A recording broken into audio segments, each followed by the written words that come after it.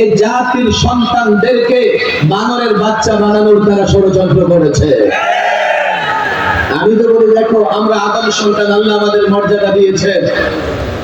তোমরা তালাশ করে দেখো, তোমাদের যাদের জন্ম নদী নালায়, খাল বিলে, পার্কে, তোমাদের জন্মের পেছনে বানরের অবদান আছে কিনা তোমরা তালাশ করে দেখো।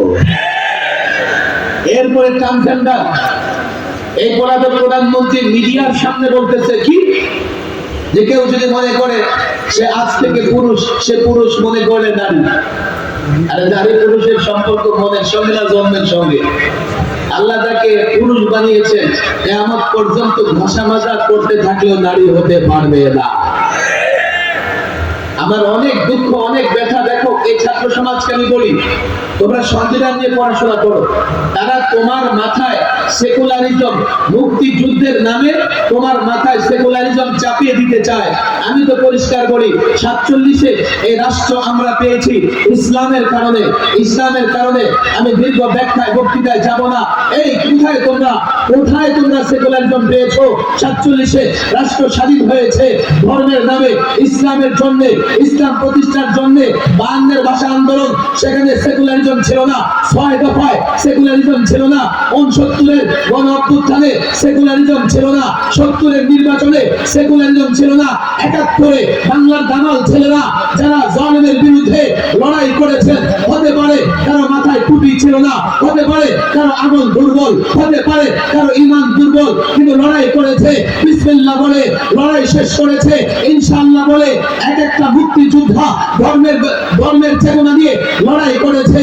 এই জাতির উপরে সবচাইতে বড় জুলুম ওই ফ্যাসিবাদীদের পূর্বপুরুষরা করেছে। 72-এর সংবিধানে তারা সেকুলারিজম নিয়েছে। আর এক এক করে সেকুলারিজমের নামে রাষ্ট্রকে ধর্মহীন, ইসলামহীন করবার ষড়যন্ত্র তারা করেছে। বাংলাদেশের কোন মানুষ সেকুলারিজমের জন্য লড়াই করে নাই, মিছিল করে নাই। আমি সংবিধান সংস্কার কমিশনের সঙ্গে বৈঠক করেছি। আমি বলেছি, অন্তর্বর্তীকালীন সরকারকে আমরা সহযোগিতা করতেছি, সহযোগিতা করে যাব। আমার ছাত্র রক্ত দিয়েছে, আমার ওস্তাদ রক্ত দিয়েছে, আমার যুবক রক্ত দিয়েছে, সহযোগিতা করব। ফ্যাসিবাদের চিহ্ন মুছে ফেলতে হবে, রাষ্ট্র সংস্কার করতে হবে। ফ্যাসিবাদ এই সংবিধান সংশোধন করে আমাদের উপর জুলুম করেছে। আপনাদের মনে রাখতে হবে, কোন চাপের কাছে নতি স্বীকার করা যাবে না। আল্লাহর উপর আস্থা, বিশ্বাস এই সংবিধানে ফিরিয়ে আনতে হবে। বিসমিল্লাহ ফিরিয়ে আনতে হবে। আমার বিশ্বাস ফিরে আসবে। তারা যদি ভয় পায়, মনে করে পশ্চিমা নারাজ হবে, ফ্যাসিবাদের দোষক নারাজ হবে, ভারত নারাজ হবে, এটা আমার বাংলাদেশের বিষয়, এটা এদেশের মানুষ বিশ্বাস করে। যদি তারা মনে করে আপনাদের এই দাবির পক্ষে কেউ একমত নয়, কেউ চায় না বিসমিল্লাহ আসুক, কেউ চায় না আল্লাহর উপর আস্থা, বিশ্বাস আসুক, আমি তাদের বলেছি, কি করলে আপনারা বিশ্বাস করবেন দেশের মানুষ বিসমিল্লাহ চায়? কি করলে আপনারা বিশ্বাস করবেন দেশের মানুষ আল্লাহর উপর আস্থা, বিশ্বাস চায়? গণভোট দেবেন, দেন। সমাবেশ করে দেখাতে বলেন, দেখাবো। আল্লাহর উপর কসম করে বলি, বিসমিল্লাহ পার্লামেন্টের সংশোধনী যে পাস হবে, কিংবা এই অন্তর্বর্তীকালীন সরকার যে সংবিধান পাস করবে, আমি পরিষ্কার বলি, দেশের মানুষ বিসমিল্লাহ চায়, আল্লাহর উপর আস্থা, বিশ্বাস চায়।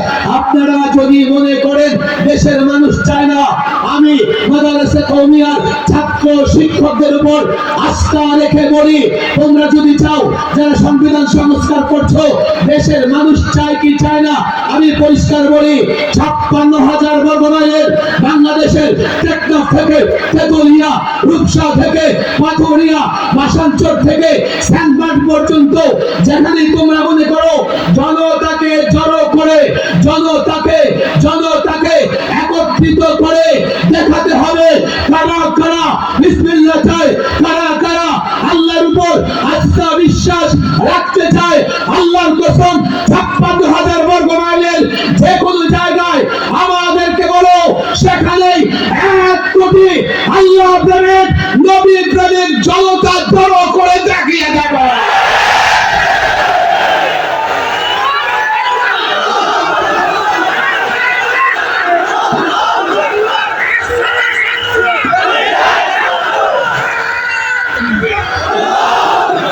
আমার কথা বুঝবার চেষ্টা করো।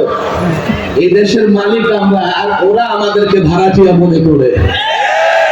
47-এ আরে ওলামায়ে দেওবন্দের ইতিহাস দেখো।